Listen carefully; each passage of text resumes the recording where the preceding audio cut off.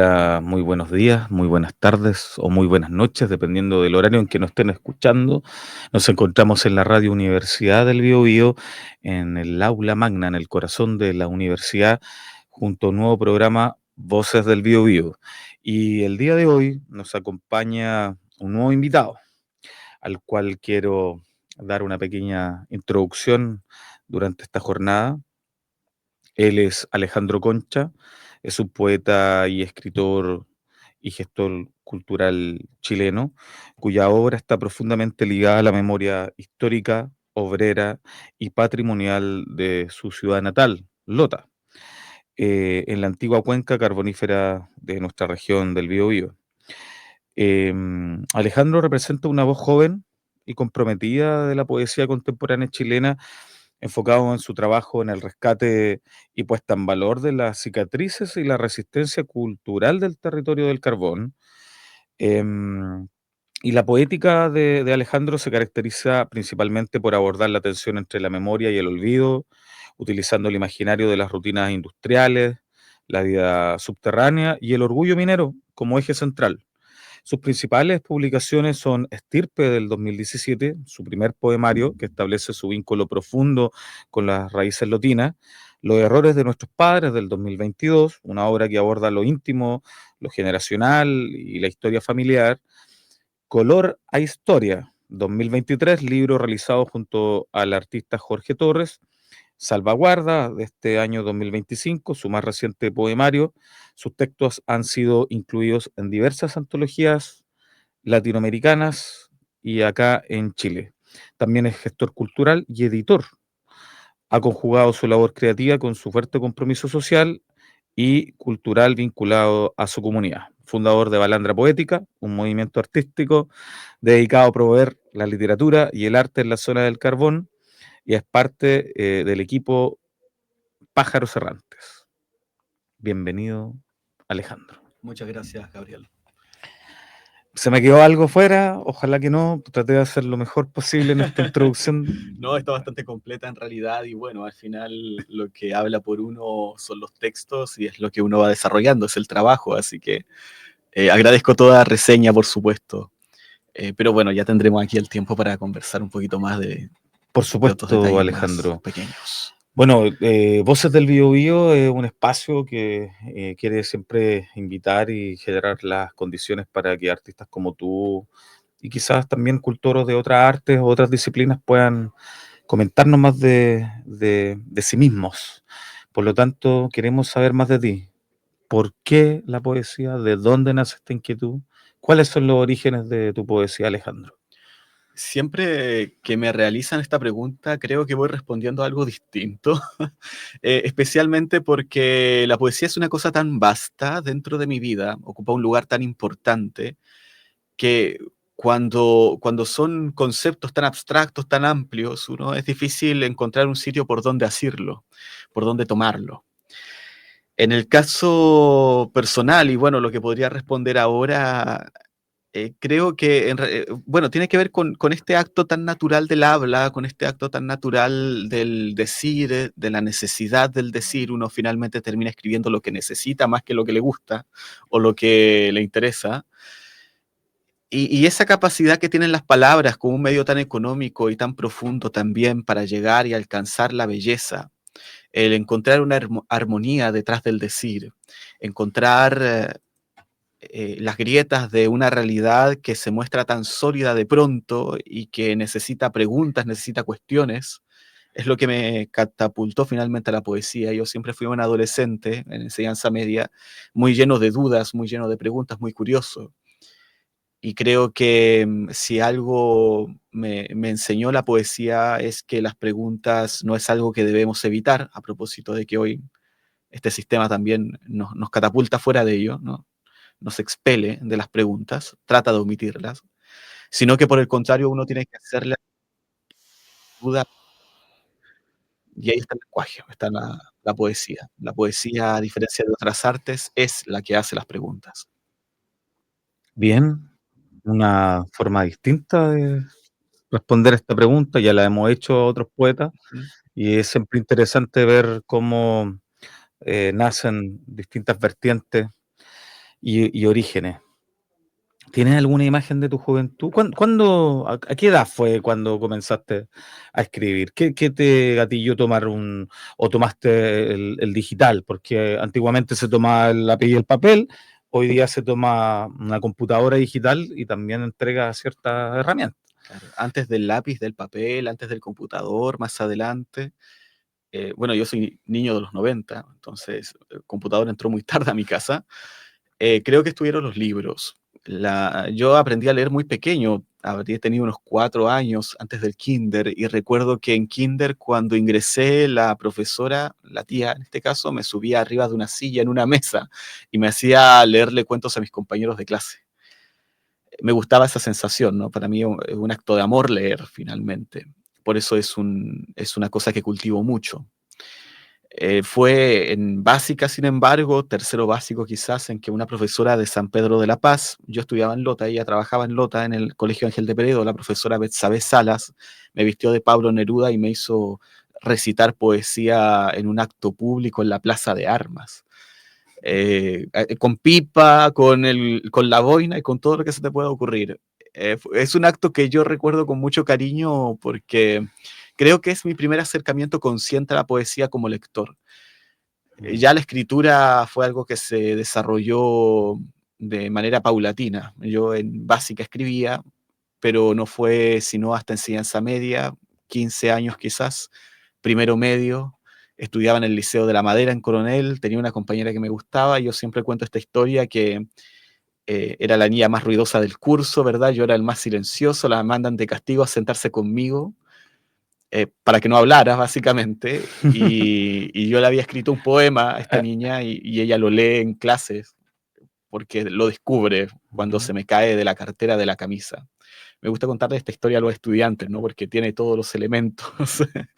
Y ese fue el día en el que yo me dije, quiero dedicarme a esto, quiero sacar un libro, principalmente quería publicar un libro. Lo demás ya se fue dando con el tiempo. Igual tuve mucho refuerzo de parte de mis padres, mi papá escribía poesía cristiana, entonces yo de niño lo vi declamar siempre Hoy en tengo una en la curiosidad y a lo iglesia. mejor los radio escucha también. ¿Le gustó la poesía a la niña? A ella le Ya, gustó en el momento, ¿no? Menos mal no ya. tenía su nombre. Claro, Eh, era genérico, pero era como que, sí, era muy no, genérico, pero en ese momento sentí que hice conexión en realidad. no, Yo no, bueno, no pasó nada después, ya nada claro, claro, extraño. Yo era un niño muy tímido también, como ujú. para avanzar más en esa aventura, pero bueno, fue ella la que me dijo, después de leer el poema, oye, sabes, tienes talento en esto, te va a ir bien. Y así es como marqué mi primera lectora y así es también como me lancé a la escritura de manera ya desbordante, ¿no? Escribía por todo, ¿Y eso todo. a qué edad fue? 14, 15 años, primero medio. Qué bonito mensaje porque ojalá nos estén escuchando de distintas edades, familias, personas que estén vinculadas a la poesía o a lo mejor primera vez que tengan un acercamiento con la poesía. Entonces es agradable poder escuchar tu voz, tu experiencia, Alejandro, porque transmite una sensibilidad distinta. Entonces, nuevamente, gracias por acompañarnos acá en Voces del Biobío. ¿Y en qué estás tú ahora, Alejandro? ¿Cuál de este paso juvenil hoy día, cómo, cómo nace este Alejandro actual? Porque tenemos que pasar de los 14 años en la magia de la radio a los 20, ¿ah? O Claro, más. claro. No, actualmente Sí, tengo 30. ya. Bueno, ha sido un paso que para mí ha requerido harta responsabilidad también y mucha mesura, porque en los 20 uno quiere comerse el mundo. Yo, bueno, venía de publicar 4 libros, que son los que mencionaste al principio, Estirpe. El primer libro siempre es El salto al agua, El atreverse, es el libro del que uno se arrepiente normalmente. Yo no me arrepiento mucho de Estirpe, ¿ah? Mm. Todo lo contrario, siento mucha ternura por ese libro, sigo sintiendo la misma ilusión. El segundo libro ya es como para reafirmarse de alguna manera, para descubrir, para tensionarse, ahí aparecen los errores de nuestros padres.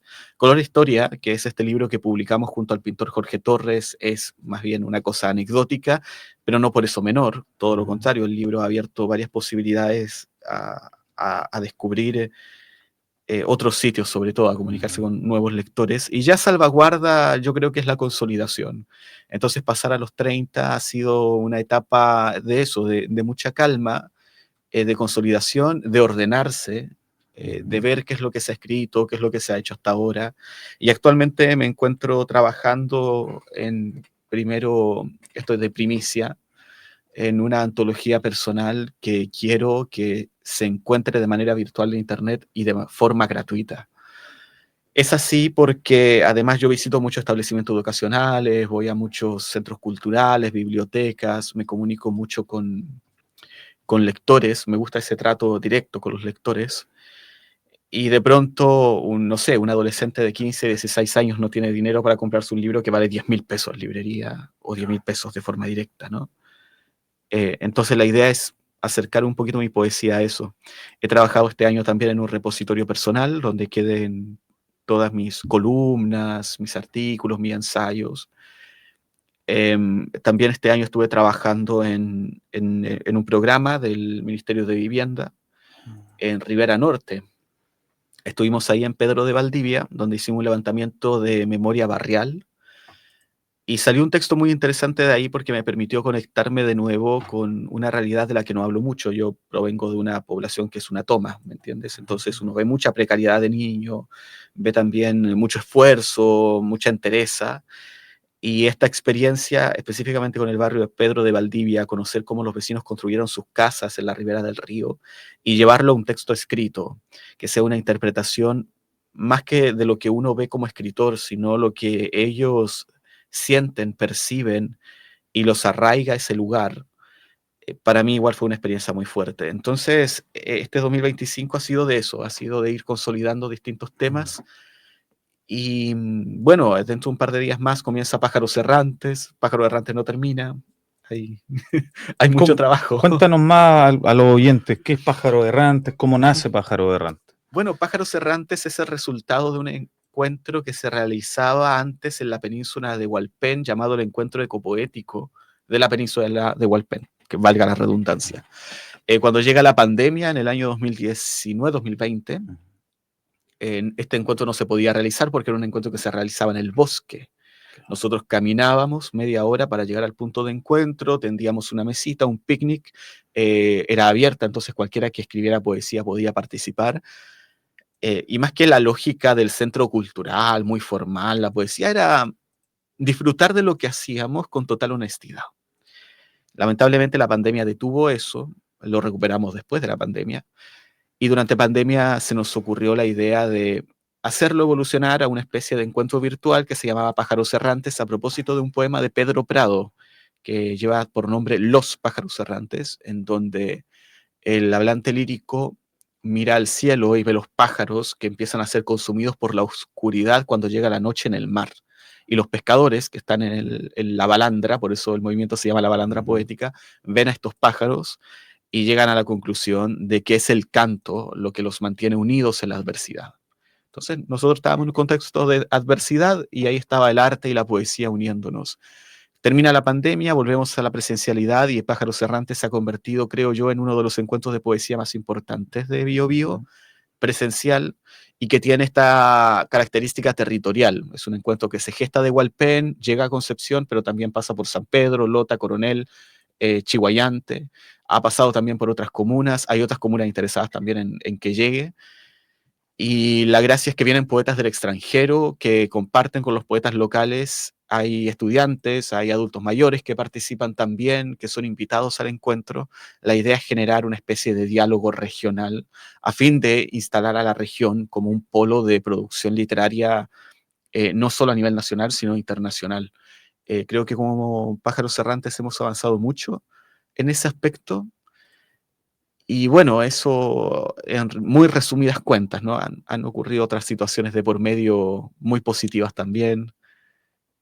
y creemos que es un proyecto que todavía tiene mucho aliento. Así que esperamos en un par de días más poder realizarlo nuevamente. Maravilloso, Alejandro. Escuchando con atención toda tu presentación, me pregunto ¿qué es de ese joven tímido que se sentaba en ese pupitre en silencio? Porque veo que eres un activista y hoy día te has convertido en un activista de la poesía, quizá de trasfondo que rescata también la cuestión social. Yo soy trabajador social de profesión y una de las elementos que me agrada mucho de la poesía es que puedes decir cosas que normalmente no puedes decir públicamente o a viva voz de una manera quizás estéticamente diferente, ocupando estrategias y formas diferentes para poder justamente visibilizar la cuestión social. Tú me comentas que tienes una sensibilidad particular. ¿Cómo sientes tú? ¿Te sientes un activista de la poesía, de lo social, ambas, algo distinto? Porque veo que ha sido una metamorfosis, tu proceso poético. Me decía hace un rato que está en una etapa más madura, más calma, en donde ves con una perspectiva distinta tu trabajo y por lo tanto también distingo elementos pedagógicos. Escuché que también desarrollas pedagogía. Entonces, ¿cómo todo esto estos elementos que te comento, que son parte de la conversación, se reúnen hoy día en Alejandro? Sí, ¿qué habrá pasado con ese niño tímido de enseñanza media? No lo sé, en algún momento el caparazón se rompió. Bueno, ocurrió definitivamente en media. Yo era un niño que además participaba mucho de teatro, me gustaba comunicarme con los otros artistas del liceo, al punto que, bueno, a todos nos pasa, ¿no? De pronto te ves con un ex compañero de curso, es como, oh, ¿qué es de tu vida? Todo el tema. Pero cuando te ves con un chico de extraescolar de esa etapa, uno se desborda, ¿no? Es como, oh, ¿cómo está tu vida? ¿Qué pasa? Hay abrazos, hay saludos y todo el tema. El arte reúne a las personas, las permite salir de a veces de las habitaciones oscuras donde se encuentran. Eh, Creo en el arte como terapia, no creo que sea tampoco el fin único del arte, y creo también en el arte como una manera de, como bien dices, de persuadir, de encontrar otra forma de decir las cosas a fin de encontrar un consenso, ¿ya? Porque el arte es comunicación, la poesía es comunicación. Juega con las palabras, trabaja con ellas, y hay muchas maneras en que tú puedes ocupar las palabras. Mm. La poesía me ha abierto ese camino. Ahora, yo no sé si me considero un activista, puesto que también conozco activistas en serio, ¿no? Gente que se juega de pronto el pellejo o la cabeza por causas e ideales que son más grandes que ellos, que les exceden. Sin embargo, creo que si a mí algo me motiva, por muy cursi que pueda parecer, es el amor por lo que hago. La poesía lo ocupa todo. Yo me levanto, hoy día estaba a las 6 de la mañana en pie para poder venir a este programa y estaba mandando mensajes y leyendo poemas al mismo tiempo. Estoy acá en el programa hablando poesía, en un rato más tengo que ir al centro a recibir a unos amigos poetas, ¿me entiendes? Entonces ocupa toda mi vida, es un trabajo 24/7.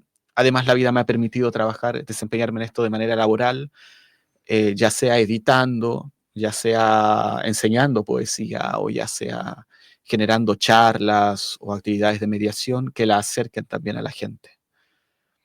No, yo me siento un afortunado, es un afortunado. De pronto, claro, ocupa más espacio del que uno podría darle, por ejemplo, a la vida familiar o a la vida personal, pero yo no podría quejarme de esto. Bien, bien. Alejandro, veo que nos trae un libro, esto es tu última edición, Claro, Salvaguarda, es Salvaguarda. parte de tu último trabajo. Sí, Salvaguarda es un libro que se escribió en los últimos 3, 4 años, salió publicado a inicios de este 2025.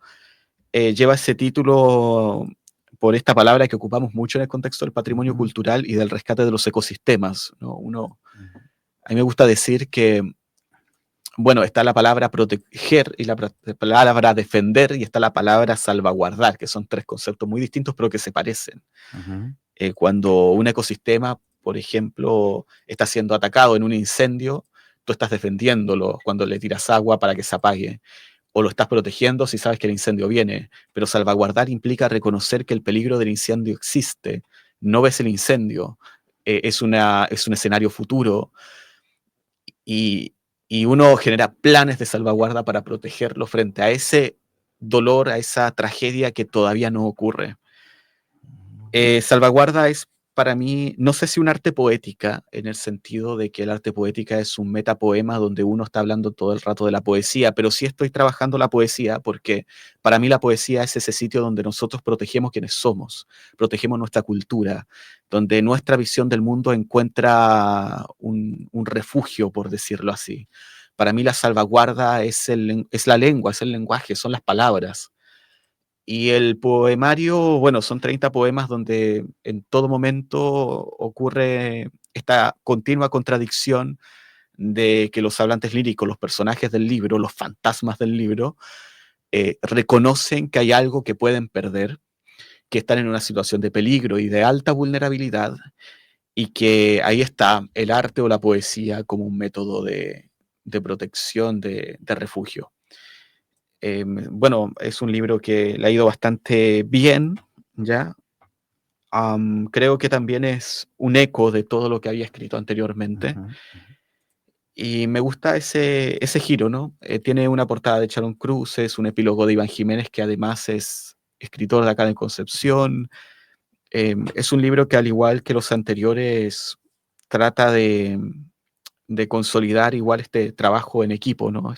De relevar ese trabajo colaborativo que implica sacar un libro, que detrás de un libro no solamente hay un escritor, sino también hay otros artistas y otras personas que ponen su mente, sus ganas, su talento para que sea posible. Así que bueno, un libro nunca es un final de un camino, termina el proceso creativo cuando publicas el libro, O sea, pero luego viene todo esta, lo demás. esta es la antesala de tu antología que tú estás trabajando, entiendo. Entonces, Bueno, la antología en realidad es el resultado de lo anterior. Lo que pasa es que Estirpe, cuando fue publicado, yo todavía tenía mucho que aprender, desde cosas básicas de normas ortográficas ujú, o de cuidado editorial, que también sucede, hasta ya cosas que son de la técnica o que pertenecen a la teoría literaria propiamente tal. Uno en cada libro se descubre, ¿ya? Cuando yo comencé a escribir Salvaguarda no estaba pensando en voy a escribir un libro sobre esto, sino que ya había experimentado con suficientes técnicas en mis libros anteriores para saber qué es lo que quería decir y cómo lo quería decir. Y todo lo demás se fue dando, porque uno como poeta persigue obsesiones. Hay un poema, no recuerdo si era de María Elena Walsh, perdónenme, un poema infantil, ¿no? De una persona un poeta que intenta cazar un conejo, y cuando captura el conejo siempre lo agarra por las patas, ¿no? Nunca lo agarra por la cabeza. Entonces se le escapan. ujú. Yo siento que, bueno, explica muy bien el trabajo del poeta. Uno siente que va a atrapar el conejo por la cabeza, pero el conejo salta por aquí y por allá, lo atrapas por detrás y de pronto te salen al revés las cosas. La antología entonces es un poco tomar el conejo finalmente por las patas delanteras, ¿no? Y tratarlo con cariño. Para que se quede un... Claro. Claro, pulir algunos textos. También hay muchos textos que son de pronto representativos de la obra de uno. Hijos de la ceniza es un poema que me ha acompañado toda la vida en lecturas, en visitas a colegio. Yo lo leo casi siempre. Agar en el desierto es un poema que también me marcó mucho, de los errores de nuestros padres. Hay en Salvaguarda, hay un poema que se llama Lecciones de la Escritura uno, ¿Y palabra. lo podrás compartir con Sí, por nosotros? supuesto. Y este Ujú, poema ocurre que yo, voy a ser bien honesto, lo puse ujú. aquí porque lo encontraba bonito, ¿no? Sentía que cumplía para estar en un libro, pero siempre lo vi como un poema de relleno, porque es cortito, no tiene el tono de los poemas épicos que a mí me gusta escribir, y por el contrario resultó que es uno de los poemas que más ha conectado con la gente. Entonces son poemas que al final te terminan acompañando. Lo leo a Por continuación. favor, Alejandro. Lecciones de la escritura. Uno, palabra. Mamá teje el día entero, horas y horas de ovillos desparramados por la casa. A veces faltaba el tiempo para detenerse a ver la luz del sol, pero siempre al final de la jornada hubo un rato para arrullarse y sacar cuentas alegres del cansancio. Fueron las manos de esta mujer las que me permitieron esconderme cuando el viento azotaba las puertas, al igual que en mis poemas que, en todo momento, husmean los orificios donde se cuela la llovizna Escarbando la belleza como monedas en el barro, ella piensa en el amor al tiempo que en la estética. Horas al día tejo al escribir, para que en las palabras que aprendí a hilvanar encuentres como yo, entre género y chalecos, un refugio del cansancio y del frío. Eso es. Eh, medito respecto a tu poesía y en realidad me parece con una profundidad bastante grande y me llama la atención cómo también has visto desde muy joven. Creo que con una madurez mucho más diferente a la que otros niños quizás podrían haberla visto y sobre todo tu encuentro con lo que es la poesía, este vínculo con la profesora que me comentabas que te vistió de Pablo Neruda y te hizo declamar, ¿cierto?, en una plaza, entiendo, y que fue uno de tus grandes encuentros, más este vínculo emocional, tu temprano enamoramiento de una compañera que además aprueba, porque yo te pregunté, me dijiste que ella aprobó tu poesía y por ahí seguiste trabajando y cómo ha pasado tiempo y varios libros y varias publicaciones y en retrospectiva creo que a mí por lo menos me llegó tu poesía, es profundo, sin lugar a dudas. Tengo a mi madre viva y me rememora quién es mi madre, que tiene manos de amor también. Y siempre es agradable acordarse de la madre, ¿no? ¿Qué más significa este poema para ti? Bueno, significa la enseñanza de la poesía, porque muchas veces uno piensa que la enseñanza del arte proviene netamente de la teoría literaria y se pone a absorber libros. Yo no digo que eso esté mal, todo lo contrario, ojalá la gente leyera más teoría literaria para saber cómo funciona la poesía. Pero, ¿sabes? A veces, o sea, no deja de ser finalmente un encuentro con uno mismo. Por eso creo que este acto es tan significativo para mí, el tejer para otro, para que otro lleve la prenda que estás tejiendo en medio del frío, muchas veces en situaciones de mucha precariedad, ¿no? Porque este poema habla mucho del barro, hay mucho viento también, rendijas por donde se cuela el aire y la lluvia. Y en esas situaciones de vulnerabilidad, finalmente es ese arte el que nos sostiene, es el arte que nos cubre de los peligros que nos rodean, del enfermarse, de esa misma fragilidad que es el ser niño. Y eso también es una enseñanza que te da el arte. Hay que de pronto recordar que uno no solamente está escribiendo porque necesite soltar cosas, como se suele decir, o solo porque hay una belleza implícita en el acto de escribir, sino también porque del otro lado va a haber un lector que de una u otra forma va a conectar también con lo que uno escribe. Y eso es importante, porque hoy que estamos en una sociedad que es tan fría y en donde impera tanto estos temas de la depresión, la salud mental, el poder decirle a otro de, oye, te entiendo, sé lo que estás pasando, y el poder que eso tiene, ¿no? El poder que tiene el no estar. O sea, mi cuerpo desaparece cuando el libro está sobre la mesa. Desaparece el poeta, pero quedan las palabras, ¿no? Alguien más vivió lo mismo que tú cuando eras niño, alguien más está pasando la misma situación terrible que estás pasando ahora. Ambos llevamos la misma cruz, ambos llevamos la misma X sobre la cabeza, la misma marca de Caín. Esa compañía, ¿verdad? Creo que es muy valiosa hoy día. Le escuché a un artista hace muy poco decir que de pronto las emociones positivas no necesitan tanta compañía. Uno ríe en colectivo, ¿no? Pero esas emociones que son más duras de enfrentar, donde nos sentimos solos, ahí el arte tiene que estar de una u otra manera.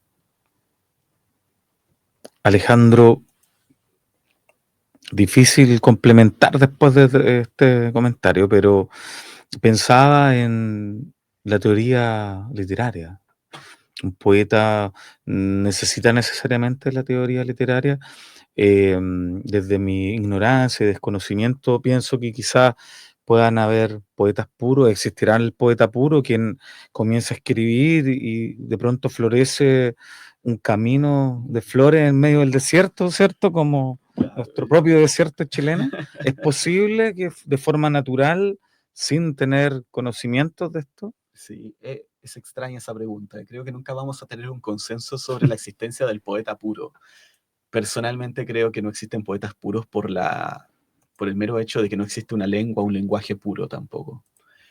Lo que sí existe es la noción, la intuición y la necesidad del descubrimiento. Y una persona que tiene curiosidad por lo que hace va a salir a su encuentro. Al principio, claro, uno comienza, sobre todo cuando es adolescente, a descubrir sus propias palabras. Cuando las descubres y las haces chocar, las encuentras, aparece la belleza, salta, es inevitable. Eh, Creo, sin embargo, que a medida que uno madura, a medida que uno recorre el camino, la teoría literaria sí se hace necesaria, puesto que un buen artista es un buen guerrero que también vela por sus armas, ¿ya? Que cuida de ellas. Uno tiene que conocer la herramienta, tiene que pulirla, ¿me entiendes? Tienes que cuidar de que no se oxide, tienes que aprender a usarla. Eh, Siempre pongo este ejemplo, cuando estoy en colegios, mi papá, cuando clava una tabla, ¿verdad? Pone el clavo, pone el martillo acá y ¡pa! Y queda. eh, yo todavía me pego en los dedos, ¿no? Porque no he tenido esa práctica continua. Yo creo que la teoría literaria, no digo que no es necesaria al principio, pero sí creo que uno tiene que cuidar también, tiene que valorar su propia intuición y tiene que saltar a la belleza nada más. Y con el tiempo el arte te va a ir mostrando también cuál es el camino y qué es lo que necesitas, porque eh, teoría literaria no es una, ¿ya? Es como cuando la gente habla de la academia o de la crítica. La crítica literaria no es una, la academia no es una y la teoría literaria tampoco es una. Hay que salir a buscar ese camino. Para ir cerrando, Alejandro, pasan los minutos volando. Em, el poeta, ¿hay algún poeta final? ¿El poeta definitivo? ¿Existe el poeta definitivo? ¿O hay una perspectiva también de que el poeta nunca termina de...? Porque he escuchado en distintos poetas que he tenido la posibilidad de escuchar, en general que no, ¿ya? Pareciera que nunca pues, así como la palabra fluye y es tan rica y es siempre se autorregenera y siempre está generando cosas nuevas y complementos distintos, quizá el poeta definitivo nunca tampoco alcanza a ver su obra definitiva, aunque lo intente. ¿Qué dices tú? Voy a retroceder en esa pregunta, voy a hacer trampa, Ya. porque creo que antes que la cuestión del poeta está la cuestión del poema, ¿ya? Una vez recuerdo que lo conversaba con poetas jóvenes. Para mí el poema no termina en la última palabra ni en el punto final, termina en el silencio después. En ese silencio que queda es donde el poema finalmente encuentra la armonía, porque a la gente le hace sentido, porque la gente conecta, porque la gente eh, se involucra, ¿verdad?, con las palabras que ahí están Mm. escritas. Dentro de ese sentido, si seguimos esa lógica, eh, claro, no existen poemas definitivos o tan definitivos en el sentido de que existen tantas variedades de palabras, tantos registros de habla, tantas maneras de decir las cosas que uno siempre va a estar pensando, ya quizás, ¿qué pasaría si este poema sobre la madre lo hubiera escrito, no sé, en Coa? Ya, Claro, es claro. una posibilidad, ¿me Sí. entiendes? Pero no, el poema encontró esta forma. Por alguna razón encontró esta forma también, por mi experiencia vital o por lo que el propio poema iba exigiendo. Extrapolando esto al poeta, creo que el único poeta definitivo en este caso es uno mismo cuando encuentra ese silencio final. Y ese silencio final es la muerte. Creo que no sabremos nunca qué hubiera pasado con Gonzalo Rojas 3, 4 años más si hubiera sobrevivido, ¿me entiendes?, Ujú. a su propia muerte.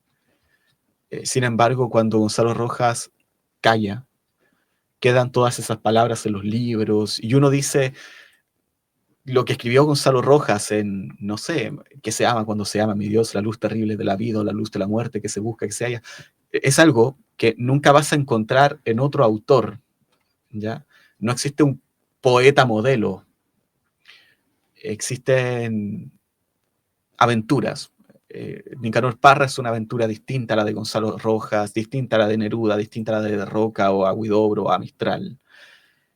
Y creo que al final cada uno es un poeta definitivo en la medida que han logrado completar ese camino, total o parcialmente, y nos han dejado su obra y nos ha trascendido. No sé si uno, claro, frente a eso uno no va a ver eso nunca terminado, nunca lo va a ver con vida, ¿no? A mí me gustaría que la muerte me encontrara escribiendo. Soy muy joven para pensar en la muerte, me dijo alguien alguna vez.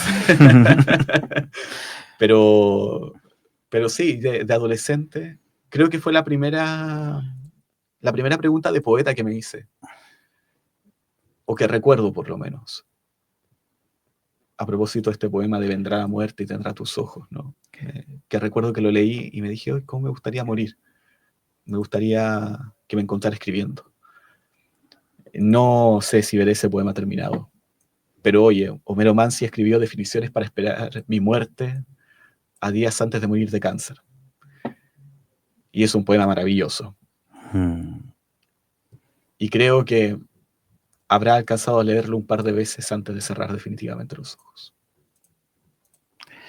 Alejandro, para ir cerrando, ¿te parece si podemos seleccionar, o me permite, yo antes de que tú cierres, quizás con un poema y con el silencio, silencios bastante sustanciales y creo que lo logras muy bien?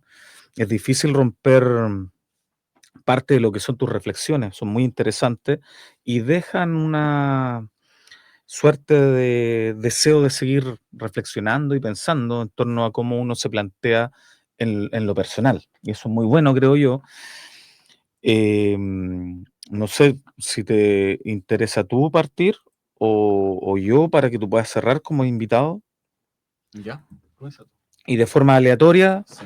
como lo hice con alguna invitada, voy a seleccionar el que salga y voy a... ¿Cómo te tocó uno difícil? siempre me tocan difíciles para eso, pero bueno, es parte de la vida. Se irá en el río de la memoria. Tarde o temprano ensombrece el día, la vista, las ruinas que nos proliferan. Las cosas como las conoces pasarán en tu espalda y, sin embargo, no bastará llorar, ni escupir de la saliva la historia que no zarpa ni fluye. Adentro merma la piedra muro abajo, a la vista deja las cadenas de los edificios, se harta de eco la habitación escondida, improvisando una canción de musgo y moscas. En la oquedad de tu pecho, el badajo de tu memoria impacta en tu respiración llena de polvo. La tierra irá acumulándose y la hierba recuperará los espacios en los flancos bajo tus dientes. ¿Puedes dibujar la hilera de hombres descendiendo o el sabor de tus labios la mañana aquella? ¿Puedes enumerar sus risas de memoria, oír las correas avanzar, oír el río de la roca correr por tus oídos, arrastrar los remanentes? Se encorva el hueso, el tronco hasta crujir y deshacer en un derrumbe que se repite siempre que lo piensas, el camino de los carros, las risas de la oscuridad y la chispeante y melódica llovizna de la juventud. Y sabía mejor que nadie que la utopía no es sino la promesa de un Edén cristiano, sin antecedentes ni Biblias. Por el color de mi pelo, de mis ojos, porque sé que Dios perdió la fe en el mundo y sus habitantes. Tiraré la primera piedra, y de ella nacerá un altar, un holocausto, un brazo de humo que abriendo sus dedos mientras en su lava desaparecen las ciudades, extienda a mi boca la cucharada de horrores que no me enseñaron a pronunciar. Claro, bueno, el último fragmento que leíste, te saltaste una página. ¿En, Sí, en era del serio? Albacea. Ah, ya, ok. Así que Unidos. claro. Ya, perfecto.